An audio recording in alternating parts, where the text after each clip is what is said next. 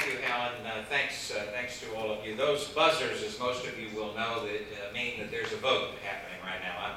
I thought I could run over here between votes and spend a little time with you, but it's going to be very truncated, and for that I apologize. But I did want to come by and just express my great appreciation for what you all are doing, what Docs4PatientCare is doing, what the movement of practicing physicians out there is doing, and why it is so incredibly important.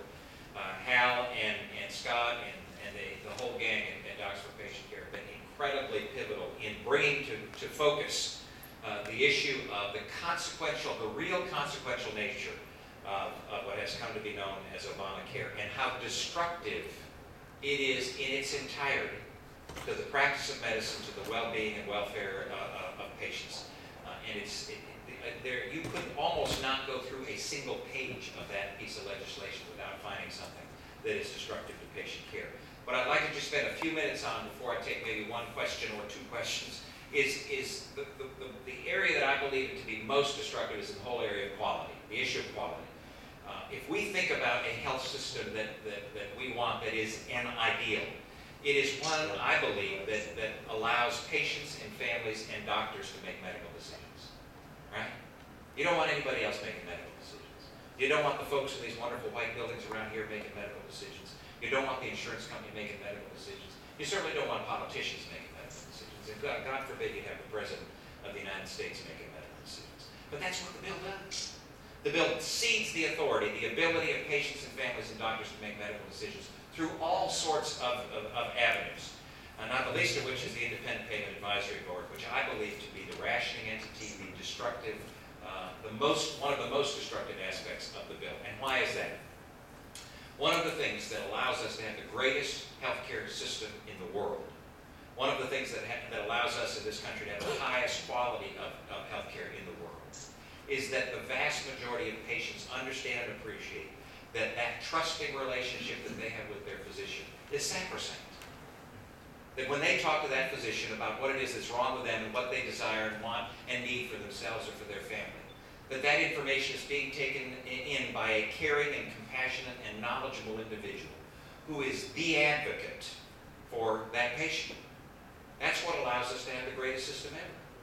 And whatever we do as a country that destroys that confidence, that trust, is destructive to the quality of care. The Independent Payment Advisory Board is an entity, 15-member entity, that, as you all well know likely, has one private practicing physician on it, one. Otherwise, it's full of either academicians or folks who've long since passed their practice, or not even ever seen a patient in a clinical setting ever before in their lives. That board, that 15-member board, is empowered, as it currently stands, with coming in after the fact and saying to a physician, Dr. Smith, what you did for that patient was not indicated, was not what we believe to be quality, or effective. You know that wonderful word, effective? If we define it, it's what we believe to be effective, not what you believe to be effective. And therefore, we won't only just disagree with what you did, we will not pay you for what you did. And if we've already paid you, we'll take it back. When that gets in between physicians and patients, then when patients, it's not that that's just destructive, because it is in its core, but if that gets in between patients and physicians, and patients come to understand that their physicians are having to answer to an entity, a nondescript bureaucratic entity in Washington, then when a patient gets a recommendation by a physician to do something, that patient will lose their trust in the fact that that information, that recommendation is coming from somebody who's doing it as the advocate of the patient, or whether or not it's the advocate of the government. That's how destructive it is. So you think about the times that you sat in front of your doctor, and your doctor has had to give you some news that you may not have wanted, or recommend a certain procedure or a test or examination for you or a loved one or a child, and you're not certain that that's what, or said, no, you don't need that. Right? One of the most important things physicians do as a surgeon, when I was in practice, one of the most important decisions I ever made was when not to operate. If you're sitting there as a patient and you don't know whether your physician is recommending not to have surgery because he or she believes that's the most appropriate thing to do clinically for you, from a quality standpoint, or whether it's because the government won't pay him or her for it. That's destructive. That violates the trust of patients and physicians. how basic this is. So when I get passionate about it, it's because I think that this bill destroys the quality, the foundation of our healthcare. So what you're doing is incredibly important. Carry on. What's good for patients and families and docs is good for American medicine. What's good for big government and bureaucrats here in Washington is not good for American medicine. It's as basic as that. It's as fundamental as that. With that, let me, I'm getting a high sign over here. Those buzzers mean that it's getting closer than I get a drone on and on. I apologize. Maybe a quick question out there? Yes, sir. Do you any plans on when you think you'll be able to pass the law repealing? We will do all we can to repeal it at every single term.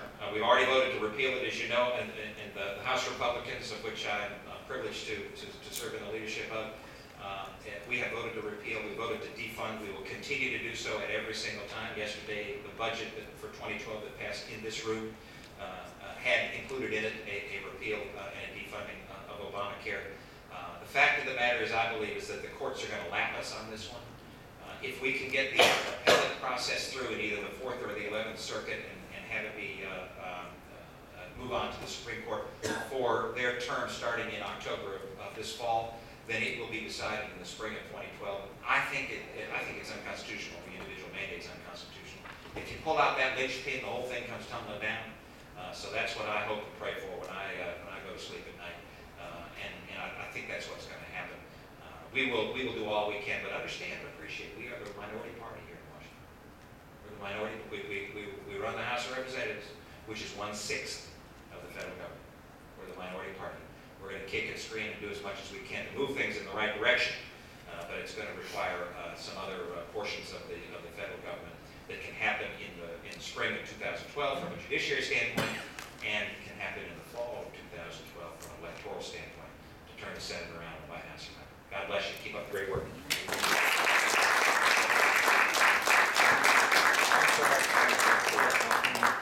Thank you all. Thank you. Well, there's nothing like having a doctor in the house, is there? I think that he speaks with such moral clarity about this issue that there really is no ambiguity about what is right and what is wrong. Well, we're going to spend the next hour talking about this very excellent paper by Jason Fodeman, and I'd like to introduce him and let him discuss this, and then we will talk a little bit about Docs4PatientCare, and then we'll open up the floor to questions and answers. Let me first introduce our two panel members.